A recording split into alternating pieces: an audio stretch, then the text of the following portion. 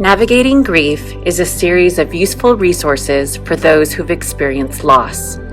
The holidays bring a whole new set of challenges, but there can be light in the darkness.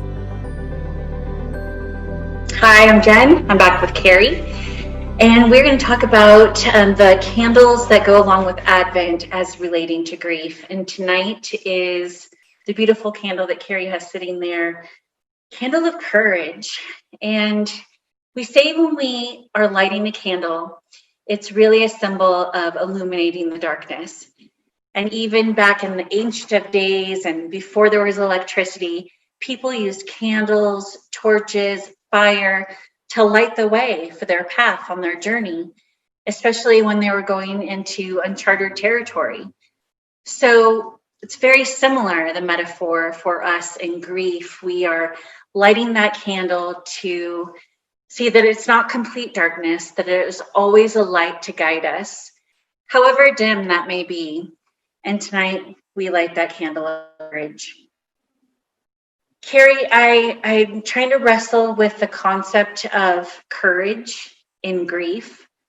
Courage in grief is in my mind, and I'm sure this is a misconception that many of us have, is don't cry. Well, don't cry in public, first of all. Do not cry in public. Right. And even if people are around and they're seeing you cry, okay, stop it now. You've got a good 1 minute. I've got to have that courage to go through my loved one's things and get it all cleaned out. And really just that... put that brave face on. Put the brave, stiff upper lip, put your best foot forward mentality. So help me. Yes, definitely another misconception about grief is this notion that we have to be brave. Brave and courageous are not the same thing. Alan Wolfelt, another one of the authors that we really enjoy, has a wonderful article on mustering the courage to grieve. And I think you'll put that on the website. Yes. What he talks about is bravery. When we think of that, we think of, okay, I'm a firefighter and I go in a burning building and, right? Great. But courage is quiet, it's steady, it's unfailing, it's a commitment to bravery. So what Alan Wolfelt says is courage is what fuels bravery. It's the bridge between fear and action. It's the quiet, still voice that encourages us on. So he talks about imagining courage as a friend who walks beside you at all times. That's beside you and never nags you, never pushes you, never tells you, oh, just get over it. It's been 3 months, or, oh, you know what? You can have another baby. Courage doesn't do that. Courage sits beside you and whispers encouragement, helping you to put one foot in front of the other. So it's very different. And, we talk about being able to welcome the courage it takes to get up and face another day, to be able to lean into my grief, to feel that pain, to feel the sorrow, to feel the anger, the frustration, the anxiety. It takes courage to be able to sit with that, to befriend that, so that we can lean in and start having that hold starting to loosen around our hearts. So courage is that friend that sits beside you. How can I, as the physical person, sit beside you to encourage that courage? Am I supposed to then, yes, you can do it and get up? And so am I supposed to give voice to what's going on inside the person I'm companioning? Or how does a physical person, sit alongside and companion that person that's grieving and trying to have courage? That's a great question. And most of that is just strictly by your willingness to be there, to be present to them, to allow them to experience whatever they're experiencing. We're not trying to get them, oh, you know what, let's get up and we'll go through the closet and we'll get rid of their things. Or, oh, you need to go and make sure go get your hair done. Or it's not telling them what to do. It's allowing them to say, this is where I'm at. This is how I feel. This is what I'm thinking. And for us to just be there beside them, letting them walk the journey. We're companioning. We walk alongside. We don't know where they need to go. We don't know where this journey is going to lead them. But we do know that we don't want them to be in it alone, that they're not in this darkness all by themselves, that there is a light.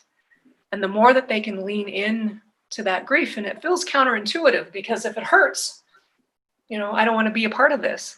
And certainly we want to not be in pain all the time. So there are going to be times that we want to say, you know what, Jen, I need to have a laugh. Let's go do this, or, let's go for a walk, or let's go play tennis or something. I just need to not be in this anymore. Okay, let's do that. Or it could be, Jen, I just need someone to sit with me. I don't need words. I don't need you to fix me. I just need somebody to be there bearing witness to me, right? Right. So the places that we're seen and heard, those are holy places. That's what can help us become whole again, is by somebody bearing witness to what we're going through and allowing us that space to experience whatever it is. It could be that, I'm having a great day and I want to share that with somebody. And it could be, I'm really mad and I just need to vent. Okay. Mm-hmm. And also to realize that those will intermix.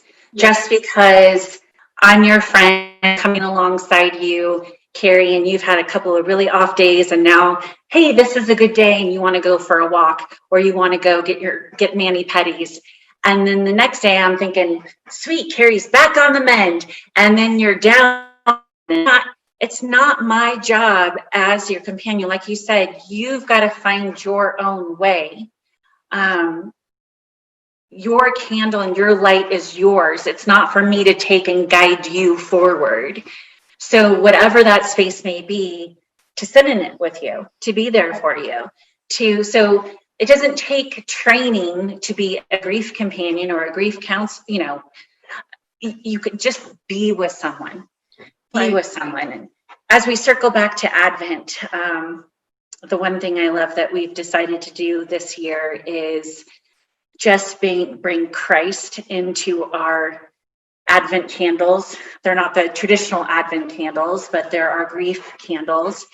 And no matter where your spirituality lies, I think that there is something to be appreciative of, just that strength that you can receive. So tonight is Christ in Courage. So tell me about that. We look at all the nights of Advent, and we talked about how Christ is in our grief. He holds us in our sorrow. Tonight we have courage.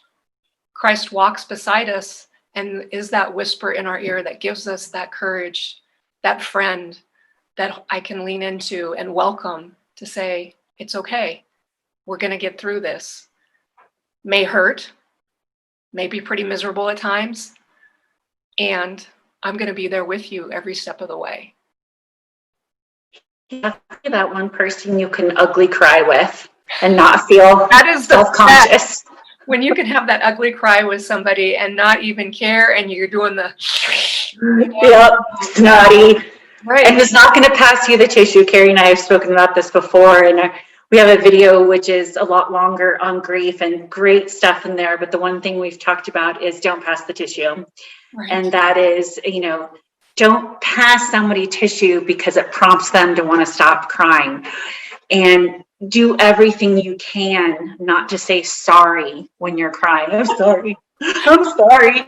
And so Christ in Courage, he's letting you just ugly cry it all out, right? Yes. I just wanted to, this was a quote from Alan Wolfelt that I just love so much, when he says, take grief's hand and let it lead you through the darkness toward light. You may not see the light at first, but forge ahead with courage, with a faith that the light of hope and happiness exists. Feel your pain, your sorrow, your sadness, your disbelief, your agony, your heartbreak, your fear, your anxiety, your loneliness as much as you can. But do it in small doses. Allow yourself the space. Thank you, Dr. Wolfelt, and thank you, Carrie. Thank you, Jen. All right. Good night. Good night.